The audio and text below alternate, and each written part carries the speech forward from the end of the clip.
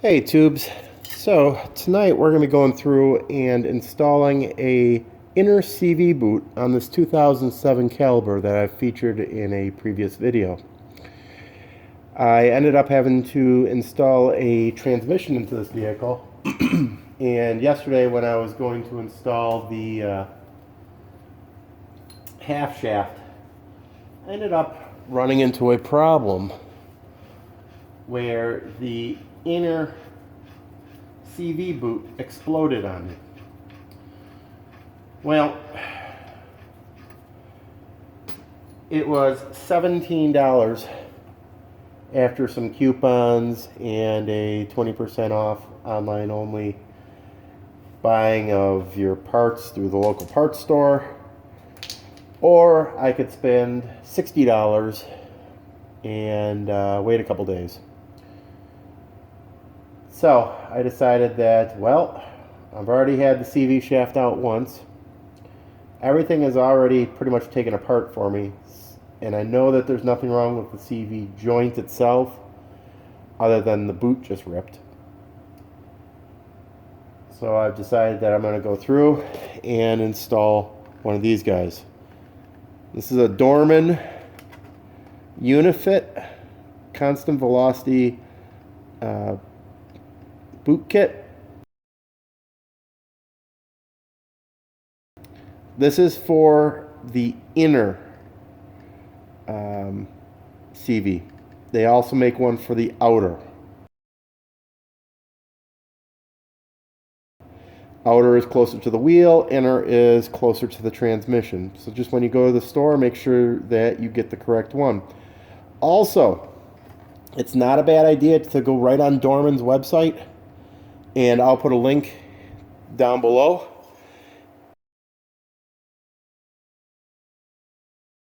Where you can actually take a look and see which one you need for your vehicle. These fit a lot of vehicles. I have one sitting on the shelf from when I did a Volvo, gosh, almost 10 years ago now. And that was from a early 90s Volvo. And if it was the outer CV boot on this vehicle, that kit would have fit this vehicle. Unfortunately, I needed the inner, so it didn't really help me. But I'm going to go through, kind of show you what we need to do. First thing I did was I went through and I removed the castle nut, the nut, okay? There's also a cotter in there, okay? The next thing that you need to do is with the wheel spun over to the side. Let me get you guys positioned. Alright, I believe you guys can see in here. Shine a little light in here. You can see there's a bolt here. Now I've only got this set up for mocking it so that you guys get a little bit of an idea of what's going on here. Obviously, I've already had this apart. You're going to have to do a little bit more legwork to get things to come apart. But this bolt here, you pull that out. Okay, usually there's a threaded nut on the other side of it. Sometimes these are just threaded right in. Okay, once you get that out, the next thing that you need to do is you need to get your control arm. Now this is your lower ball joint. You need to get this lower ball joint out of the unit. Okay, for me, it's pretty simple because I've already gotten it loosened once. Okay, you can just take a pry bar of some sort and push down on your control arm. Okay. Once your control arm's free, the next thing that you're going to need to do is you're going to need to get your CV out. Okay, now that we got some light on the subject, try to get you guys positioned here a little bit, best I possibly can. Now, one thing that you're going to notice I have here is I have a catch pan, and that catch pan is as clean as I possibly can get it. Okay. I've got that set so it's kind of underneath my transmission where I'm expecting it to them out. Next thing that I'm going to need to do is I'm going to need to get this half shaft out of this knuckle or this hub. Okay, and hopefully you guys can see that kind of in the corner here. Try to reposition you. Here you go. All right. So one thing that I need to do is I'm going to need to go ahead and press. I'm going to need to press out this inner part. Now there's two ways that you can do this. You can actually take a steering wheel puller and you can put it across 2 or 3 of these legs here, and then you can actually tighten it on the center. Also, you can take a punch that's small enough to fit through the hole so that you don't damage or warp this front nose cone, I guess you could call it. Some axles are designed a little bit different. This one just happens to be, if you beat on this here, you will munch the threads. Unfortunately, these are extremely soft. It's not like it's hardened or anything like that, so it can be damaged very easily. Let me show you one that actually has been damaged. Okay. Okay, see how that was hammered on and it actually got munched on and destroyed. Okay, I just had to move the bucket out of the way. Sorry, guys. Some grease is dripping down. I'll try to keep that from getting contaminated into my oil. So, just set up here again.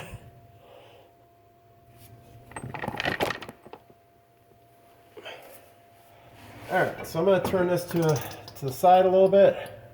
Excuse me. Grease is dripping here. Give us a couple tappy tap taps. And this should come right out.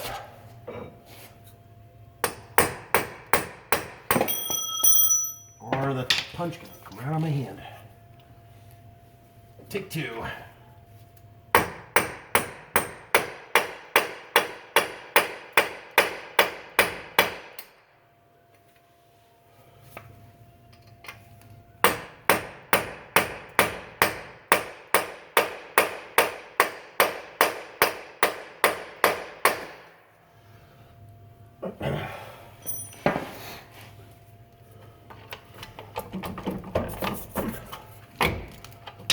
Alright, there we go.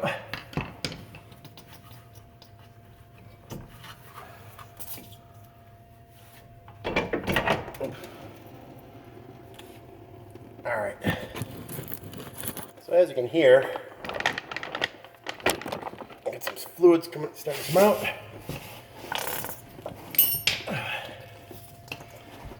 That seal is completely shot. It's snapped on all, basically it's snapped all the way around.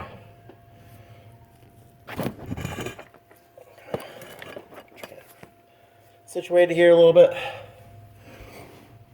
Alright, so you guys can see, I've loosened this up. I can now get that half shaft right out of there. Alright, so half shaft is out. Now usually what you can do to get your CV out is it's just basically held in kind of like a socket would be held onto a ratchet. Just got like a little retainer. So all you do is just kind of push in, pull out, and then your whole shaft comes out and your fluid dumps all over the ground. Let me go get a couple rags here real quick. There's 2 reasons why I'm catching the fluid. Number 1 is that I want to measure how much fluid I'm losing from the system. Number 2 is that if the material is not available, meaning the fluid's not available for purchase the day that you're actually going to install this, at least you can put this back into the vehicle. It's maybe not the best choice, but in my case, this stuff is not even 24 hours old. Okay. So we're going to go ahead and we're going to reinstall it. Now, let's take a look at this seal. Now, you can see it's split right here. Okay. So we're going to go ahead, we're going to take this apart. A couple tools you're going to need. You're going to need a pair of snap ring pliers. You're also going to need a pair of cutters. I got to go get the cutters. And I think that's it. Actually, might need a hammer, but that should be pretty available to you anyways. So let me get some tools and we'll get set up and we'll get going on this.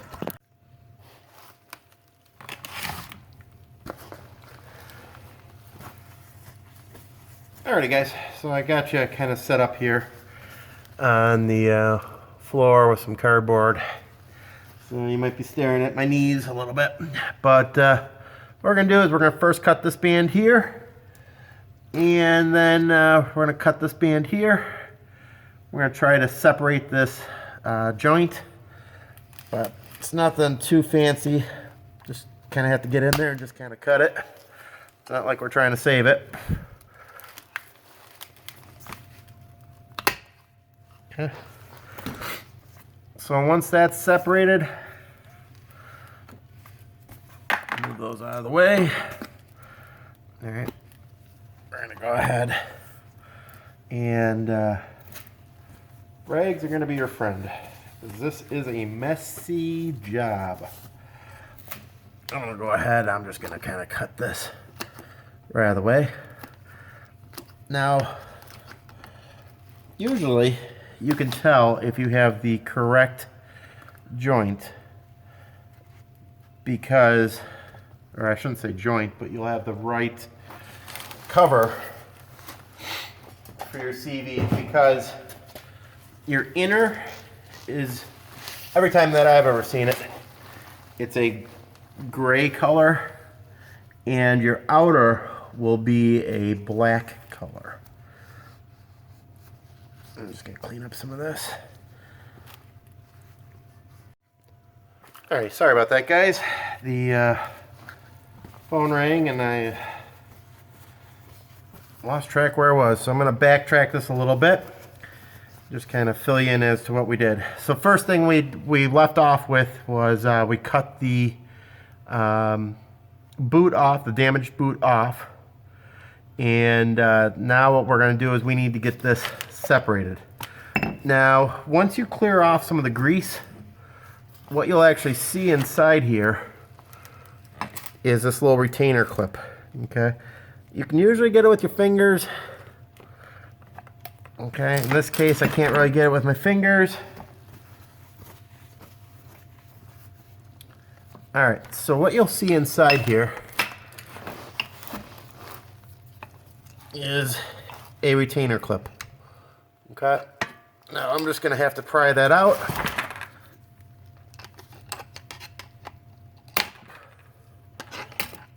All right, once I get that pried out, I can then go ahead and take apart my joint, separating my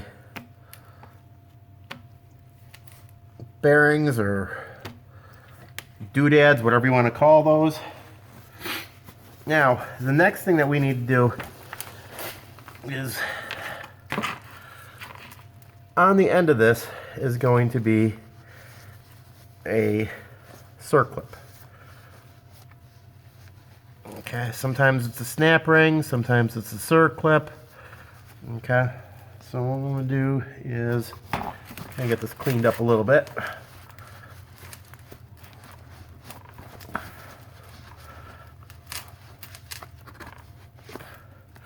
And by the way, these are pig mats. I don't know if you ever heard of them. You probably heard the term before. But these things are awesome. I buy them on Amazon. Now, they beat using a rag. You kind of use them for everything. Now you can get ones that are specific to oils. You can get ones that are specific to water. ones that are specific to antifreeze. I just buy the gray ones because they do everything. So buy them in a small box, medium size. I guess it's like a 100 pack, I think it is. Technically, it's a small package in comparison to what a mechanic shop might buy or whatever. But yeah, they're awesome for the home shop. You spill something and you can clean it up kind of easy. So I kind of use them all the time. So what we need to do now is we need to remove that circlip. And I'm just going to use a pair of snap ring pliers. Oh, this is actually a snap ring, good. So, alright, so what I'm going to do is I'm going to go ahead and I'm going to remove this snap ring right here.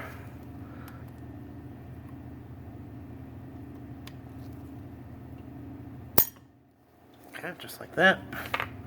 Set that off to the side, and this now comes off. Okay, so now we're ready for our boot. Put our grease off to the side there. We've got our boot. Got some instructions. We got new bands. Okay, it's super simple. New boot. I just take just a dab of grease, put that in there, makes it slide a little easier.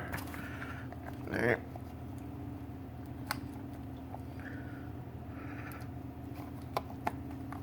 Get that over, push it down, push it until it hits the retainer. Okay. So, as you can see right here where my thumb is, that's the indent. Get this cleaned up here a little bit better. Okay, so this is the indent where this little indent is going to need to go.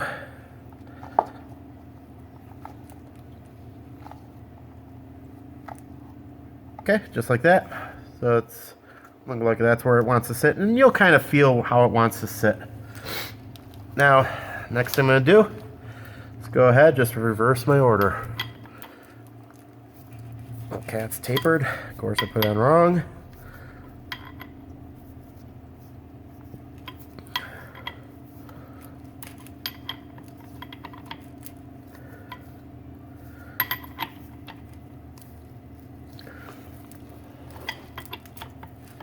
There we go. Sometimes you gotta fiddle things. Alright.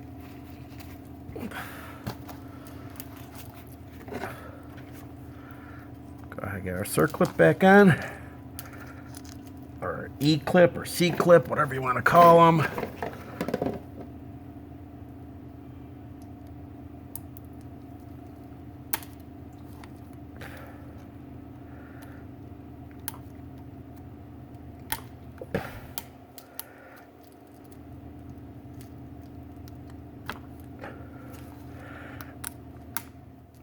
Alright, just make sure that that is all the way in the groove, and you could hear it when I push down on it, snapped in place.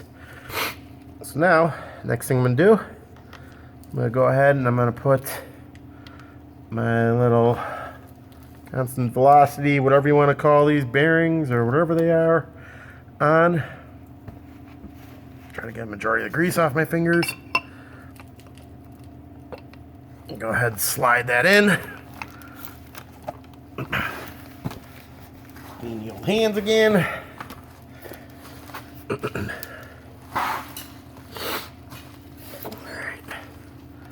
And then I'm going to go ahead and put the clip in. Hopefully you guys can kind of see this. Get one lined up here.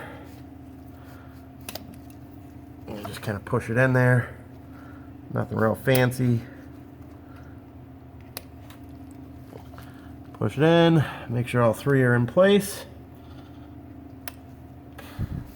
Just like that.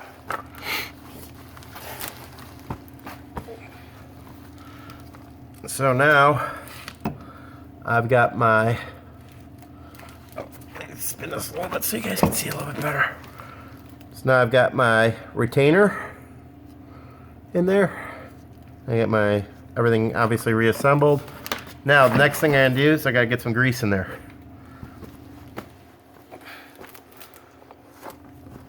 Now there's a couple different ways you could do grease. You could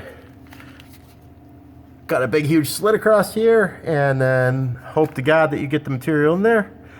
Or better yet, just cut a corner and then just get the material kind of squeeze out controllably.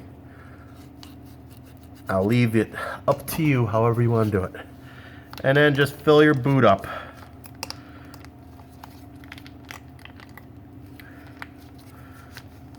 Now I fill the boot up rather than filling the joint up. It just seems to me that it works better that way. I'm sure there's going to be people that are going to say, oh, no, you got to do it the other way, you got to do it the other way. Well, we didn't take it over to the parts washer and clean it. So there's plenty of grease still inside that hub. Now, if your joint was clicking when you're driving, now there's no helping it. Unfortunately, you've got to just replace the joint, or the whole shaft, I should say. But like I said, this time it was not clicking. It was simply, it had simply broken on me. So next thing that we're going to do, got that in place, is we're going to take our band,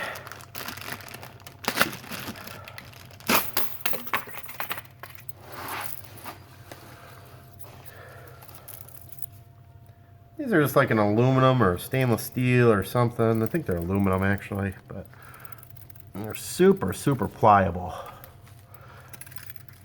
But all you're going to do is just kind of feed it around, feed it through.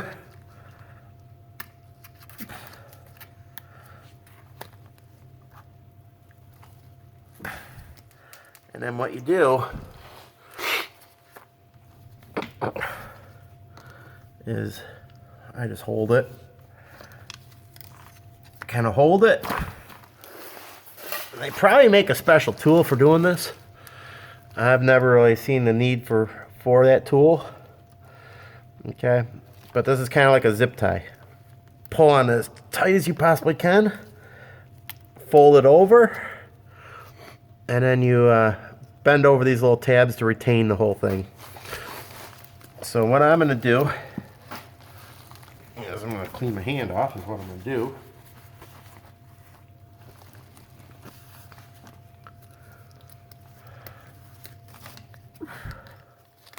I'm going to hold this.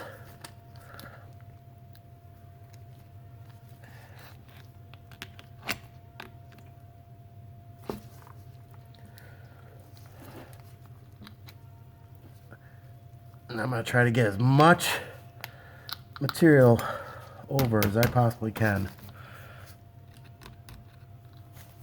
And once I feel confident about it, I'm going to go ahead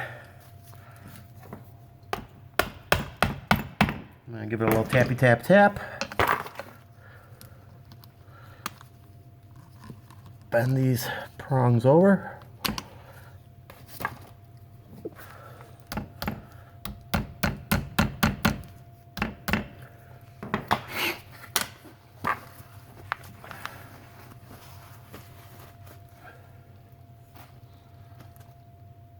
See where I put my punch.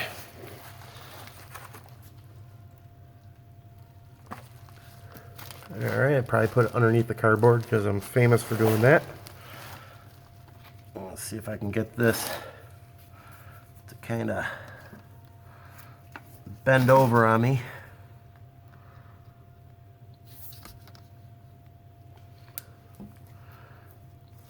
Now you want to be careful not to ruin the actual joint when you're doing this.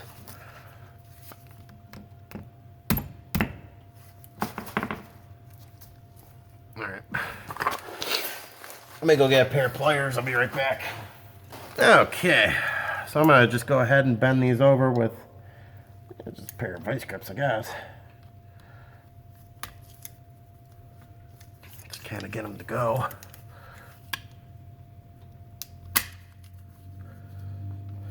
Like I said, I'm sure there's probably a special tool, but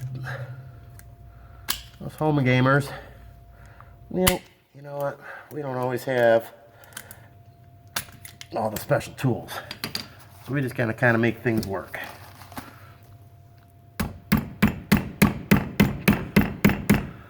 Okay, once that's all set, then you're just gonna go ahead, cut the size. Okay.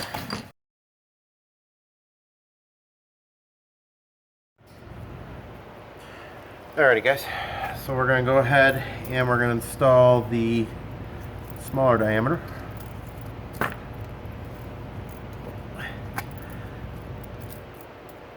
Now if you ended up goofing up when you installed these metal retainers, what you can actually do is you can actually just use a heavy-duty zip tie to act as a retainer.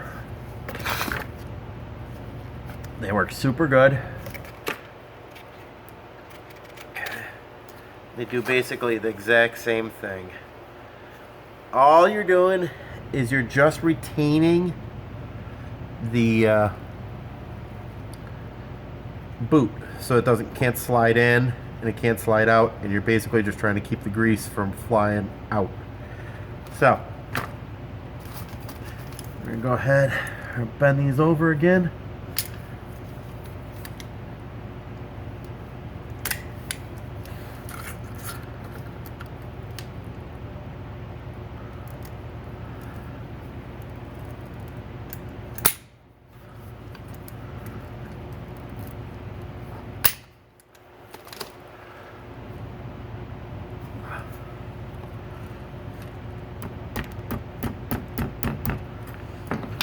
It just retains it. I'm going to go ahead and cut it.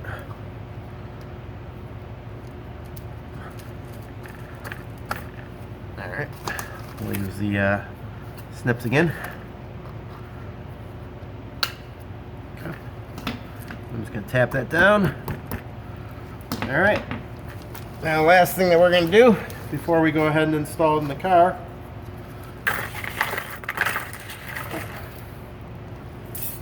is just going to kind of give it a wipe down and clean it up.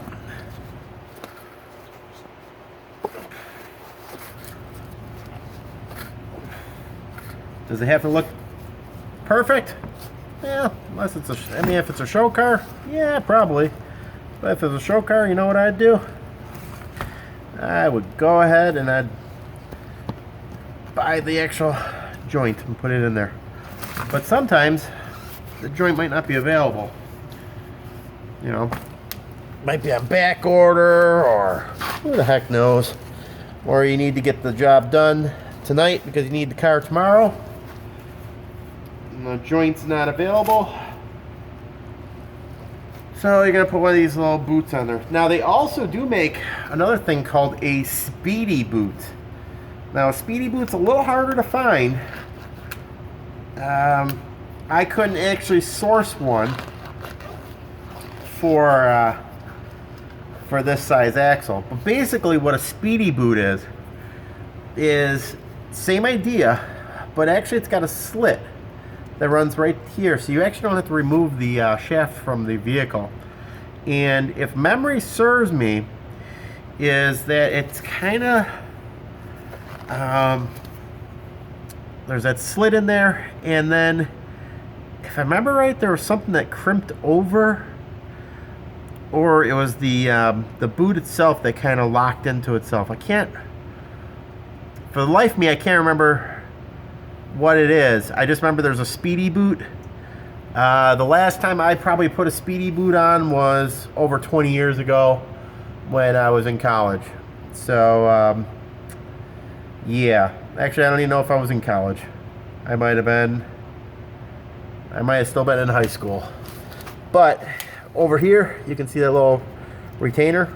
Okay, I've actually had some aftermarket shafts that had a bad retainer in them. It was like a non-tempered retainer that they put in there. So I was driving the car down the street, and all of a sudden, I would lose all the forward motion. And what the heck's going on here? And I'd look underneath the vehicle. It's piston transmission fluid everywhere, and you'd look, and you'd see just this little bit of shininess right in here.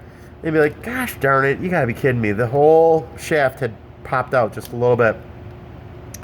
So, they warrantied it, no problem with the when I got the part.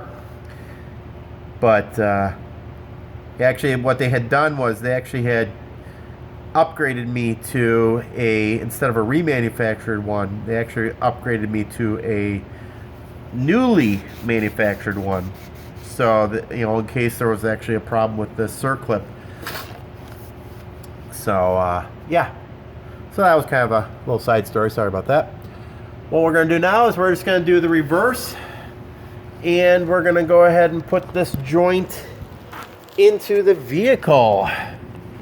So let me get you guys kind of situated here, and we'll see what we can do. You have to forgive me, I don't really have a tripod that goes low enough for what we need to do, so I kind of have to improvise. All right.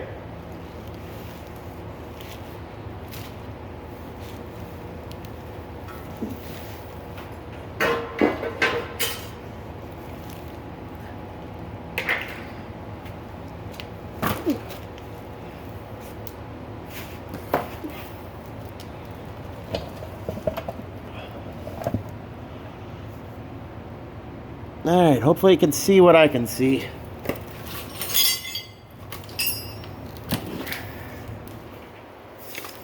All right, so one thing I'm just going to do, I'm just going to massage it a little bit. Get some of that grease moving around. And then, all we're going to do, we're going to feed it up in here.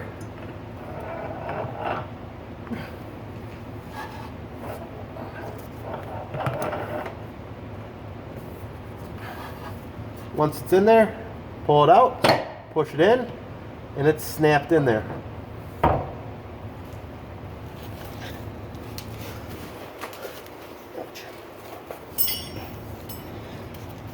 Nothing like kneeling on a socket. Keep your workplaces clean, guys. Keep your workplace clean. Someday maybe I'll learn that. Alright, so next thing I'm going to do is I'm going to go ahead, feed my shaft through.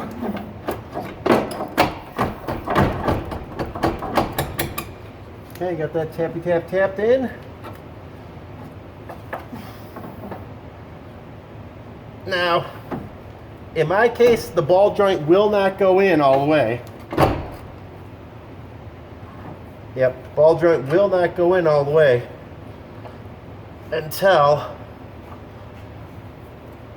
I have this pulled tight. So let's go ahead and do that while we're waiting.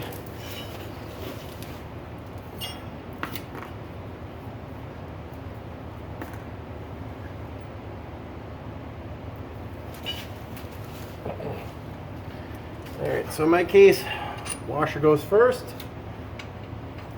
nut goes on second. Now, one thing that you never ever want to do when removing these shafts is hit it with a hammer. As soon as you hit it with a hammer, you'll mushroom over these threads, and then you'll never get this nut off. One of the old school tricks was to put the nut here and then to hit it. Problem is, this material is so soft that it actually distorts the threads, and then you just end up with a world of problem, either chasing the threads with a thread file, or Um, or going through and hopefully you can run the nut down, run it back out, run it back in, put some oil on it, run it back out, run it back in, maybe try to get the nut to actually cut the threads for you. But just avoid that headache for yourself and do it like I had mentioned before, either taking the punch and getting a punch so that it fits through the hole and it's actually punching where there's actually the meat, not where these small little, where there's very little meat for thread wise, or putting the puller on there, or pusher in this case it would be, and getting it bolted onto there and then pushing this through. So let me go get the impact gun and we'll get this zipped on there. In this case, 1.25" socket fits it perfect. Your instant might be a little bit different. So let me get set up and we'll be right back.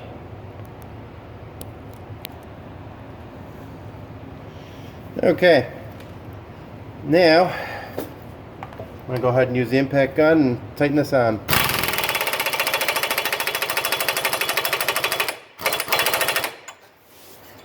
Probably should have given you a little noise warning. Sorry. Maybe I'll put it down there if I can figure out how.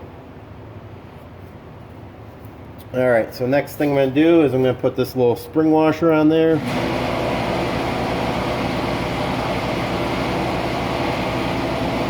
We're going to go ahead and redo that because of the compressor.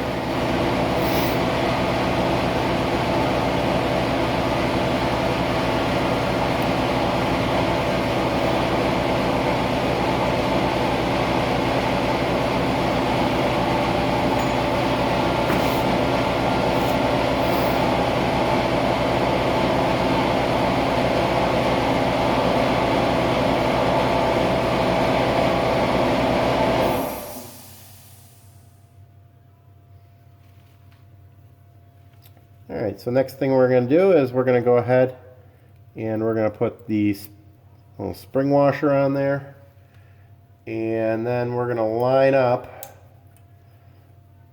for putting the keeper in there and the cotter key.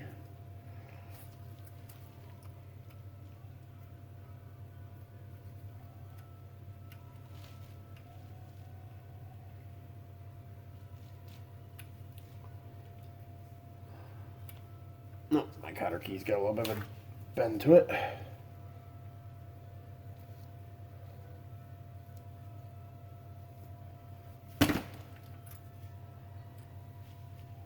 Alright, so next thing we're going to do is we're going to go ahead and we're going to put the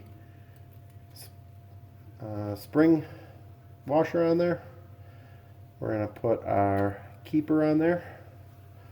And then we're going to go ahead and put our cotter in. And then just bend over the cotter.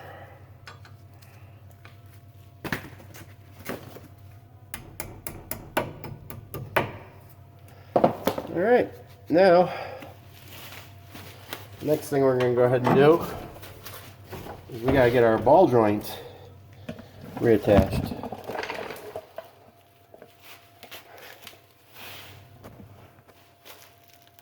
I don't know, you guys can't really see that good. Let's get you propped up a little bit.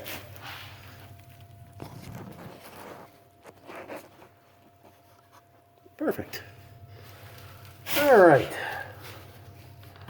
I'll go ahead and get my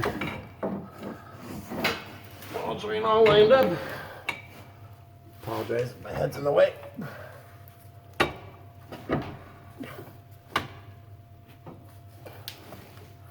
This would be a time to replace your ball joint if you actually need to put a new ball joint in.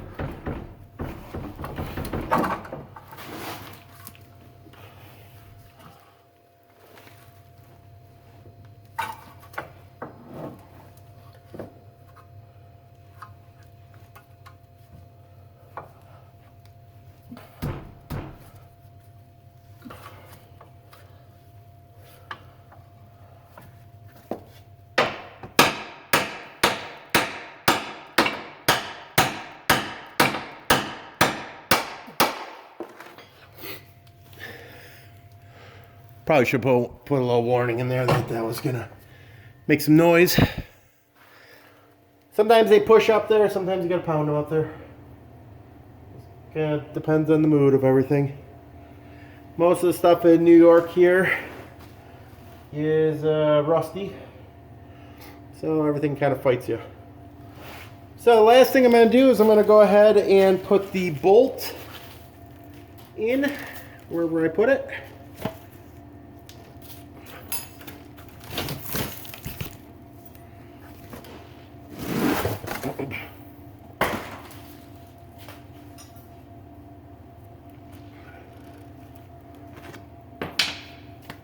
All right, I lost the bolt.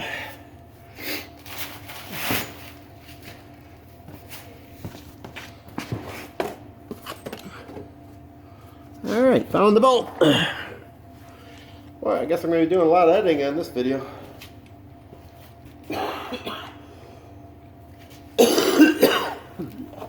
What size socket is it? Too big? Too small?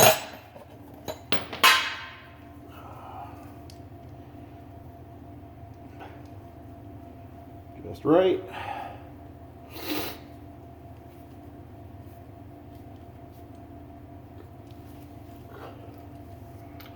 Way too big.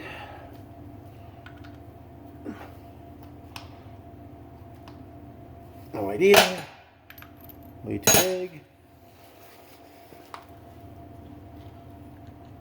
Just right. All right.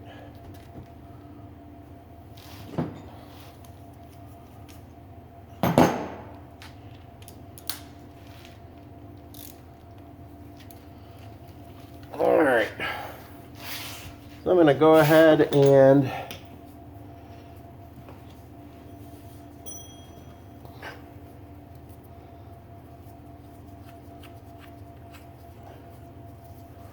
put my bolt in.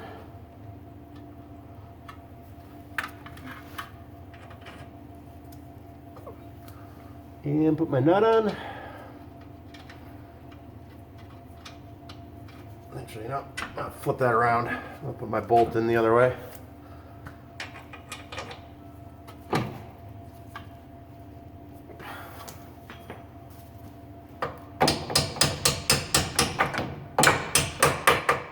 That way, any road salts will hit the head of the bolt rather than hitting the threads. Gives it a little bit more protection.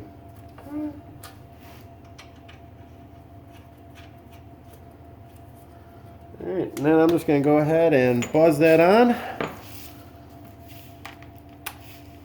18 mil for the socket side, and I think 15 mil. 15 mil for the other side. Alright.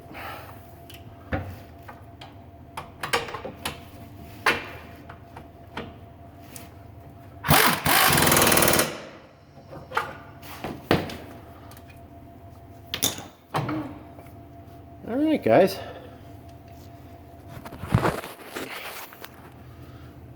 So that's what it'll look like when it's all done and installed. Alright. There the new boot is up in there. Alright. There's my fluid. There's some of the old grease. So, after that, it's pretty much a normal install. Like I said, I had to do some other things. So I had to, take off the sway bar link here, and I had to take off the tie rod because I had to actually drop this whole K-member so I could pull that transmission out. And actually, I ended up swapping out that K-member because it was pretty rotted. So, if you like this type of thing, please don't forget to rate, comment, and subscribe. And we will catch you on the next one. Thanks for watching, guys.